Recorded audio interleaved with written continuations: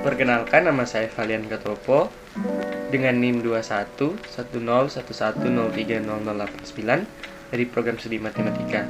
Pada saat ini saya akan menampilkan praktikum 12 biologi dasar mengenai faktor-faktor abiotik dan biotik, rantai dan jaringan makanan pada suatu ekosistem.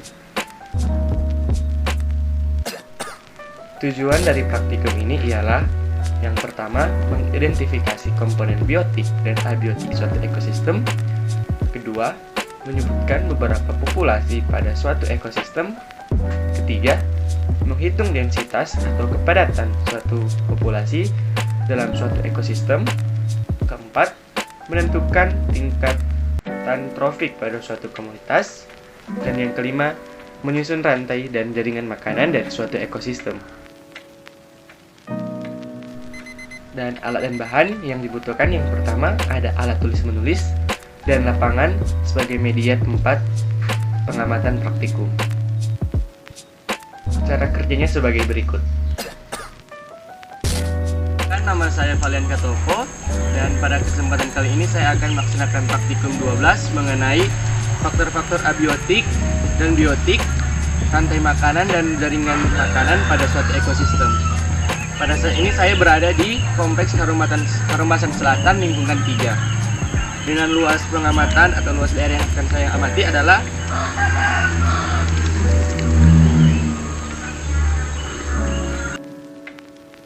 5 kali 5 meter. Dan untuk komponen biotik, kita dapat melihat di sekitar kita. Yang pertama ada sekelompok tumbuhan talas, kemudian ada singkong, ada pohon mangga, dan pohon pisang. Juga ada beberapa jenis tanaman liar di sekitar. Kemudian untuk komponen biotik ada manusia juga, dan ada sekumpulan semut,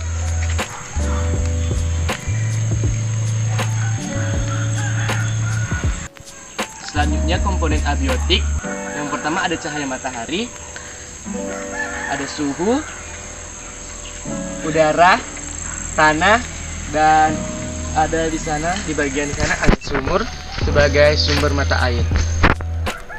Kemudian untuk populasi yang ditemui, yang pertama terdapat sekelompok talas, tumbuhan talas. Kemudian ada 3 pohon singkong.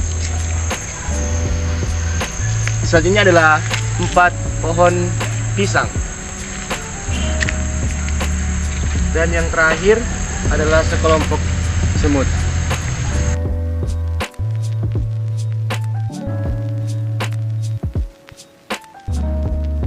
Berikut adalah hasil dari pengamatan saya.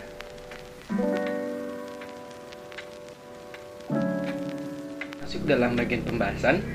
Untuk pertanyaan yang pertama, berikan pembahasan tentang hasil praktikum ini. Jawaban dari saya, berdasarkan praktikum yang saya lakukan ini, maka ada beberapa hasil yang saya dapati, diantaranya yaitu komponen biotik dan abiotik, populasi serta klasifikasinya, rantai dan jaring-jaring makanan. Hasil tersebut diperoleh dari pengamatan yang saya lakukan di lapangan. Komponen biotik dan abiotik dapat dibedakan.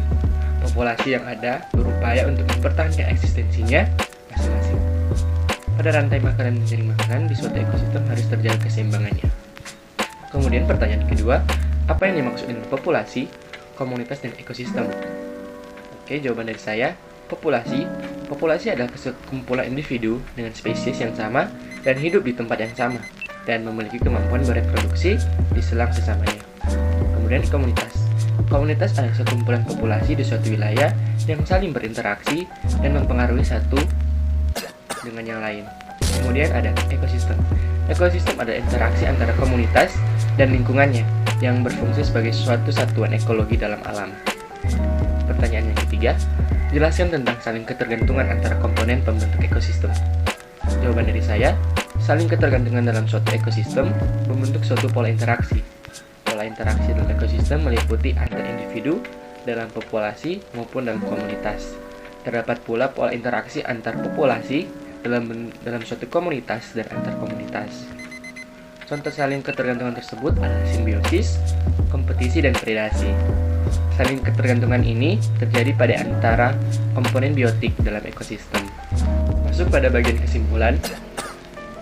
Jadi melalui pengamatan praktikum ini yang saya lakukan di lapangan, dapat saya simpulkan bahwa dalam suatu ekosistem terdapat komponen abiotik dan biotik, populasi serta klasifikasinya, rantai dan jaring-jaring makanan. Saya juga paham menghitung kepadatan populasi di setiap ekosistem. Intinya, pada suatu ekosistem akan ada komunitas yang terdiri dari sekumpulan populasi. Ketergantungan antar komponen pembentuk ekosistem juga terjadi. Demikianlah praktikum saya mengenai faktor-faktor abiotik dan biotik, rantai dan jaringan makanan pada suatu ekosistem.